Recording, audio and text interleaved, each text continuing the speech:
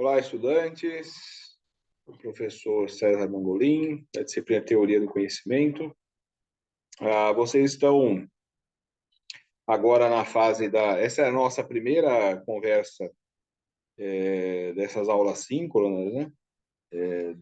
Desse primeiro bloco. Nós temos outra aí em março, um pouco antes da abertura da avaliação presencial. Eu acho que pode, né? Naquele momento, ele pode nos ajudar ali a ajeitar, né, o caminho para a reta final da disciplina. Vocês estão agora na fase da TD3, não é isso? Que é aquela terceira atividade com questões objetivas, e vocês têm o resultado dela ali imediatamente, né? O sistema mesmo já corrige. O ATD1, que era o fórum, eu participei ali, né? Os que estiveram por lá, nós conseguimos conversar um pouco sobre o tema posto. E a ATD2 está em processo de correção, né? Até no meio da próxima semana a gente já conclui isso também, tá bom? Eu peço a vocês que fiquem atentos ali à agenda pedagógica, porque há uma semana ali, depois do fim do prazo da TD3, ali 5 de março, nós temos uma semana de reabertura das atividades, né? Então, entre o fim da TD3 e o início da AP, nós vamos ter um período, ali uma semana, de reabertura das atividades. Portanto, os que não conseguiram se organizar aí a tempo, né, para participar, não deixem de fazê-lo, né, para poder, enfim, né, na composição final ali das notas, né, isso faz alguma diferença. E também é razoável que vocês se empenhem nesse sentido para que possam avançar nos estudos aí do nosso material, tá bem? Bom, enfim, eu tentei, como a nossa disciplina exige, né, e é muito rápido para discutir tantos temas que envolvem a questão do conhecimento, mas eu tentei, tanto lá no fórum quanto na TD2, provocar aí uma reflexão, né, sobre a possibilidade, né, do conhecimento. Vocês viram lá no nosso material didático que a teoria do conhecimento, de modo geral, ela vai partir tanto de uma ideia de possibilidade, né, e de admissão, né, ou não da possibilidade do conhecimento, e depois da grande questão de como, né, nós podemos produzir conhecimento, né? Daí essas correntes todas, enfim. Admissão, possibilidade e método, né? São aquelas duas grandes questões, né? Nós podemos conhecer algo, né? Aí você tem a admissão ou a negação, né? No geral, né, a admissão, evidentemente. Bom, nós podemos conhecer algo. Aí a segunda questão tá, e como nós podemos fazer isso? O que nós devemos fazer, né? Qual é o procedimento a ser adotado para que isso possa se tornar possível, né? Aí nós temos correntes dentro da filosofia das mais diversas aí, dando as respostas, mais algumas delas muito malucas até, né? Mas assim, as respostas também distintas. Tanto aquelas que vão, né, num dado extremo, reduzir todo o conhecimento ao subjetivismo absoluto, né? Que não é que seja incomum no senso comum, no modo geral. E quando eu falo do senso comum, não estou falando de quem não teve acesso à formação escolar, né? Eu estou falando do coletivo, do modo geral, né? Nós temos muita gente com um título de doutorado nas mãos e que opera dentro do senso comum, né, em 90% das áreas em que se permite dar algum pitaco, não é isso? Então isso não quer, mesmo às vezes dentro da própria área, né, ou da própria grande área, né? Você pode ter médico dizendo que vacina não é boa, né, por exemplo. O professor de filosofia dizendo que estudar e ler bastante não é razoável, né? É bom você usar só as vozes da sua cabeça e dizer qualquer tipo de besteira que vem ali, isso é filosofia, e por aí vai. Nós podemos ter essas, essas posições todas. Então, o senso comum não é algo que se refere a pessoas que não tiveram acesso à educação formal. Não se trata disso. Às vezes fala, não, eu fiz faculdade, então eu não sou mais do senso comum. Não, não mesmo, né? Não quer dizer isso mesmo. Às vezes é bastante, né? E tem bastante gente que nem chegou a isso, né? Nem chegou aí à escola e já conseguiu sair disso, desse universo há mais tempo. De alguma maneira, todos nós vivemos dentro dele, né? Em áreas diversas. Mas vamos assim. Então, essa coisa do conhecimento, ela vai desde o subjetivismo, né, absoluto, quer dizer, aquela ideia de que a verdade é a verdade de cada um, né, então cada um acredita em alguma coisa e por eu acreditar, portanto, isso é verdade, e se a outra pessoa não acredita, não é verdade, né? Isso não resiste isso não resiste a um argumento infantil, né? Que eu uso bastante, mas que às vezes é bom sempre a gente começar do começo, né? De novo aqui, né? Tenho aqui uma caneta. Essa caneta existe. Não está posto de maneira alguma, né? A mínima possibilidade de alguém dizer, não, eu não acredito que essa caneta exista e, portanto, é verdade que ela não existe. Da maneira que não tem como alguém dizer assim, não, isso não é uma caneta, isso é um dinossauro. Não é um dinossauro, é uma caneta.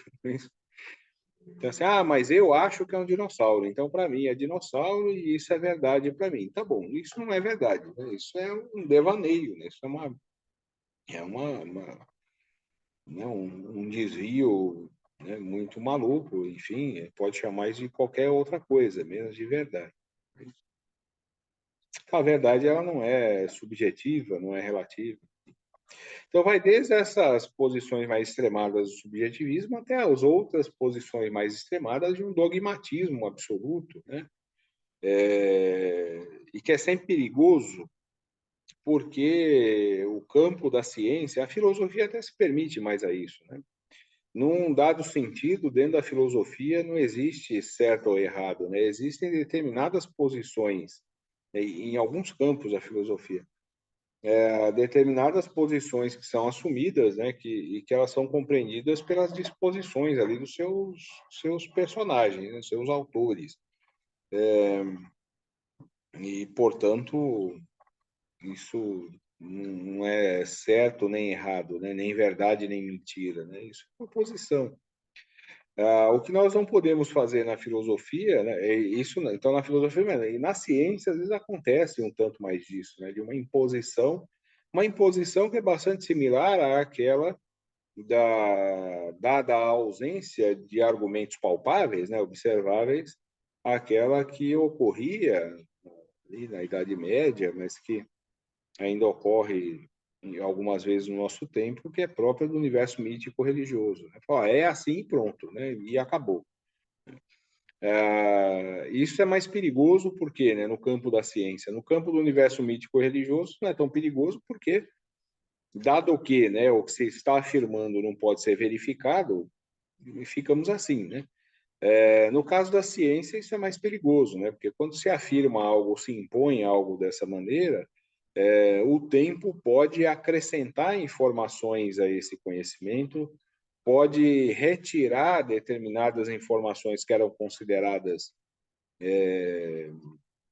verdades absolutas ali num dado momento e, né, descredenciar ou desacreditar a ciência como um todo. Isso é sempre bastante perigoso, né?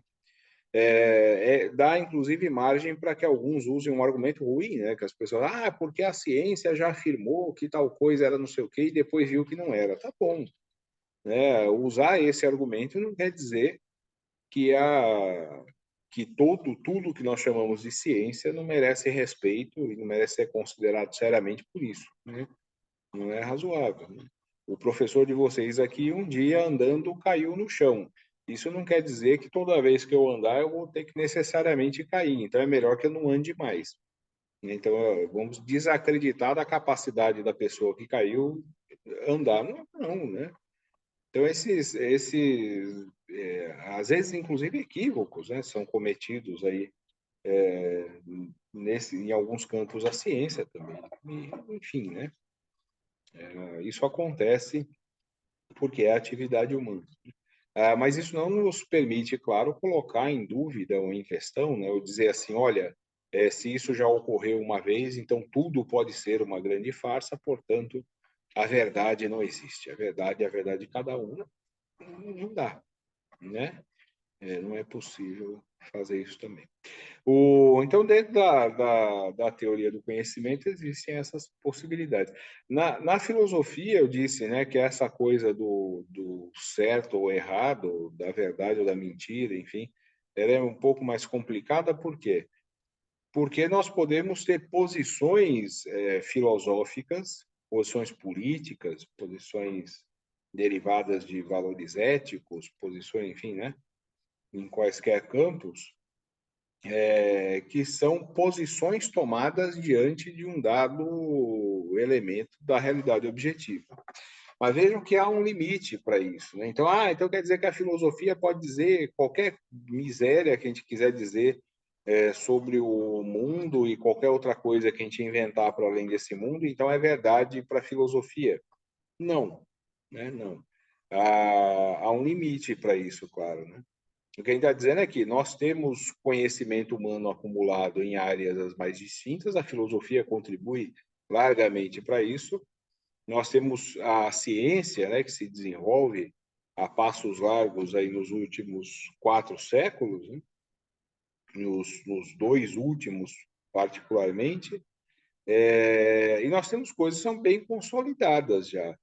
Quando eu digo que nós tomamos a filosofia, ela vai permitir uma tomada de posição diante de um dado da realidade objetiva, a gente está tratando disso, né? Então, não significa dizer assim, olha, eu vou produzir um tratado filosófico sobre se é considerado eticamente razoável ou não caminhar até a borda da Terra. Sabe, assim, isso não é filosofia, isso né, qualquer um pode fazer isso, né? Uma obra de ficção aí, né? Um romance, uma novela e tal, ó, estamos lá caminhando para a borda da Terra e um debate filosófico ali, nesse sentido, sim, né? Ético, se é razoável ir até lá ou não, qualquer coisa desse tipo. Uma grande questão é que nós sabemos cientificamente, né? E nós conseguimos medir isso, inclusive, desde o século III, enfim, e depois conseguimos, com a tecnologia, observar isso lá de cima, né? Nós sabemos muito bem que a Terra tem um formato arredondado, né? Então não tem borda de terra, então não seria, jamais poderia ser considerado, né, uma obra filosófica algo que parte da premissa de que a Terra é plana. Isso não é razoável, né? Então isso não é filosofia, não é ciência. Então é nesse sentido que eu falava, né? Mas você pode tomar por exemplo, se a gente utilizar o campo que eu mais estudo aí, que é o campo da ética e da filosofia política. Se nós pegarmos uma reflexão sobre o Estado, por exemplo. Ora, nós temos no campo da ciência política e da história, né, nós temos uma quantidade gigantesca de material, né, de informações históricas de civilizações bastante antigas. Nós temos informações sobre o comportamento dessas instituições, né? Similares ao que nós chamamos de Estado hoje. Então, nós temos um processo histórico inteiro. Nós temos a observação dessas relações. Nós temos, enfim, né, uma quantidade gigantesca já construída, né, consolidada de informação que nos permite observar, quantificar, qualificar e chegar a um conceito científico, né, dentro da politologia, do que é o Estado, por exemplo. Isso é tranquilo e possível, e já feito, né? Eu posso, diante, né, quando a gente fala, então, né, que aí a filosofia não tem certo ou errado, verdade ou mentira, a partir de quê? A partir dessa informação que corresponde à realidade objetiva do que o Estado é, e do que ele representa, e como ele surge, qual o papel que ele cumpre nas formações sociais humanas e a partir de quando, e as formas todas que ele vai assumindo, né, ao longo do processo histórico, eu posso, a partir dessa informação que é científica, tomar uma posição. Essa posição ela não está nem certa nem errada. Olha, eu sou contra qualquer forma do Estado. Então, eu defendo que a sociedade tenha que ser dessa maneira. Ou eu sou a favor de um Estado total e forte, etc. Então, a sociedade tem que ser dessa maneira. Olha, eu sou a favor de um Estado mais ou menos presente. Ou eu sou a favor... Tá, você pode tomar as posições mais distintas diante disso e construir tratados filosófico-políticos, né, sobre o Estado, fazendo uma dada defesa, né, do que deveria ser, de como deveria se organizar, e etc, etc. Isso é filosofia, isso você pode fazer, né? A filosofia, de alguma maneira, é um campo também de luta de ideias, né? Um campo de disputa de ideias, né? De projetos os mais distintos para as áreas mais distintas também da vida em sociedade. Então, isso é plenamente possível, mas não ferindo o dado da realidade objetiva. Então, é sempre esse cuidado que a gente precisa tomar largamente. Isso não só, isso em temas mais complexos, né, que exigem, claro, uma preparação para isso, que é a outra coisa absurda, né? Qualquer pessoa, né? Enfim, e de novo, não estou falando de gente que não teve acesso aos estudos. Eu falo principalmente de quem acredita, né, que teve muito acesso aos estudos, né? Porque às vezes acredita, né? Mas de gente que fala de coisas, né, com um ar ali de pleno conhecimento do que está falando, e que na verdade não faz ideia do que está dizendo, né? Não é possível ser filósofa ou filósofo no nosso tempo sem acompanhar, não dá para acompanhar tudo, o conjunto, é evidente, mas sem acompanhar de perto os desdobramentos da ciência. Você não produz filosofia, senão você vai produzir uma filosofia que está anacrônica, né? Uma filosofia anacrônica seria o quê? É uma filosofia que está dizendo algo para um tempo que não existe mais, né? Quer dizer, que não pode dizer nada para o nosso tempo, porque ela está partindo de premissas equivocadas, né? Partindo de informações que nós já temos uma explicação da realidade objetiva ali, enfim, né? Uma explicação palpável sobre um dado elemento, e a pessoa está dizendo ali um monte de bobagens, né? Porque desconhece isso. Nós temos que ter conhecimento dos avanços da ciência para podermos produzir filosofia com seriedade. Aí, né, de resto, muito do que se apresenta como filosofia, e no geral, o que faz mais sucesso, né, como filosofia, costuma ser essas loucuras aí das vozes da cabeça de algumas pessoas, ou gente que bem mal intencionada, né, que começa ali a formar uma legião de gurus, né, de seguidores produzindo loucuras, né? E nós temos bastante gente que se dispõe a isso, né? Se existe algo que é muito mais atraente por nossa preguiça intelectual, pela nossa disposição cultural, e eu não estou falando da cultura de brasileiros, mas no modo geral, né? Dessa forma da cabeça do humano ocidental, principalmente, né? Tem uma coisa que é muito mais atraente, é você encontrar alguém ou algo para você seguir cegamente, né? E ouvir e repetir. Isso é muito mais atraente, mais confortável, mais interessante e te dá um dado sentido de pertencimento, né, a algum grupo, alguma coisa desse tipo, em que você resolver por você mesmo, né, ao lado de outras pessoas, claro que ninguém faz isso sozinho, produzir conhecimento, pensar livremente sobre as coisas, estudar os avanços da ciência ali na área que você está querendo estudar e depois tomar posições filosoficamente consistentes a partir desses dados. Isso é um desafio muito maior, claro, né? E que às vezes te isola, né? Ou te reduz ali a grupos pequenos, né? Grupos que às vezes são até perseguidos, enfim. Daí que a ideia, né? Isso tudo que eu estou dizendo aqui serve para a gente pensar com mais carinho naquela coisa primorosa que o Platão construiu na República, que é conhecido como o mito da caverna, mas é uma alegoria da caverna. Não é um mito, né? Mito é outra coisa. É a alegoria da caverna. A alegoria é o quê? A alegoria é uma construção textual ali, enfim, contando falando de algo, né, de uma maneira figurada. Né? Ele constrói ali uma história para tentar dizer o que ele quer dizer.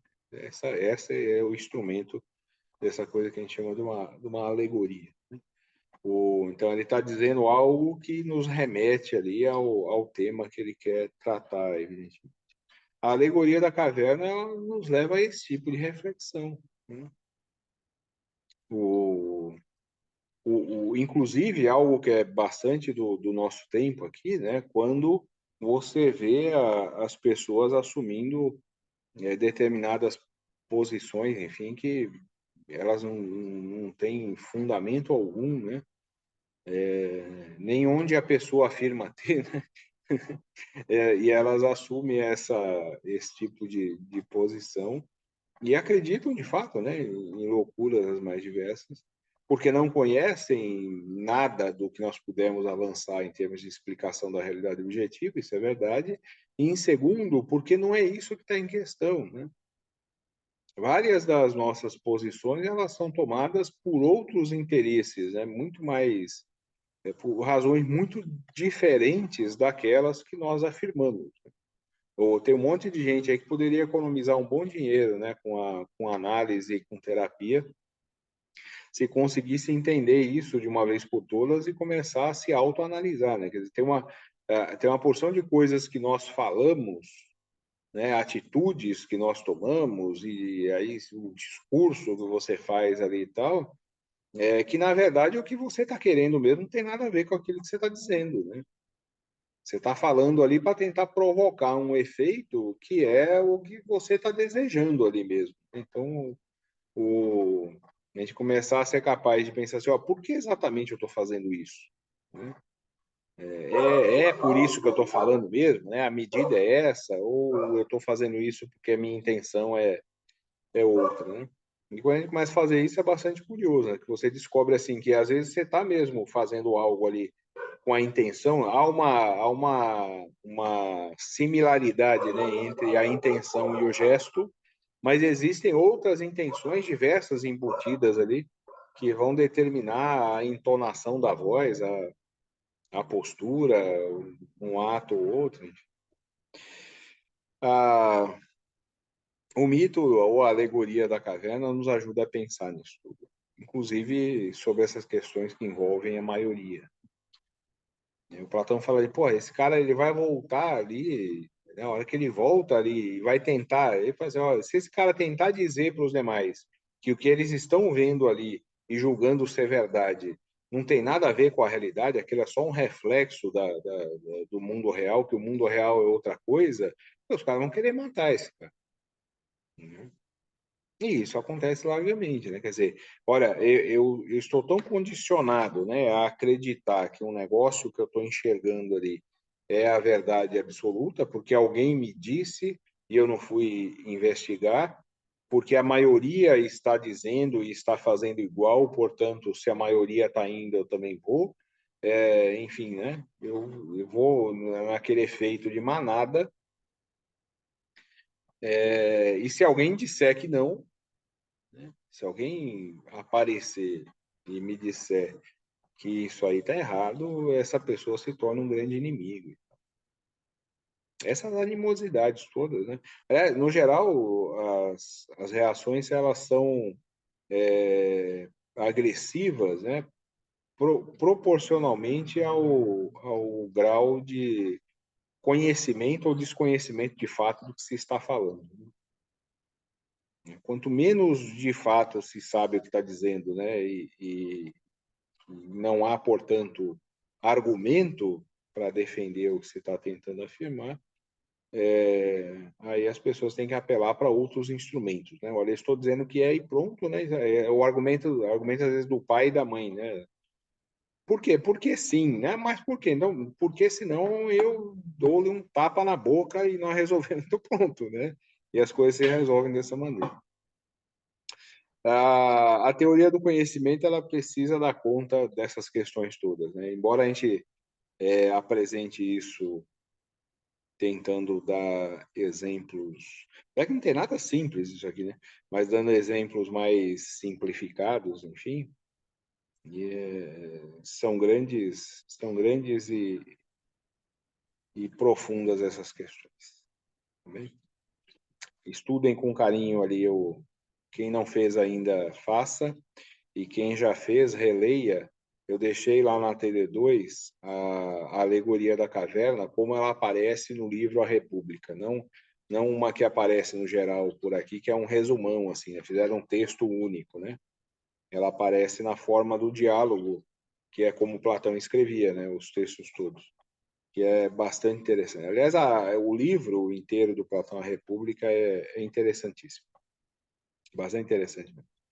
É um livro que trata muito menos de política e muito mais de ética,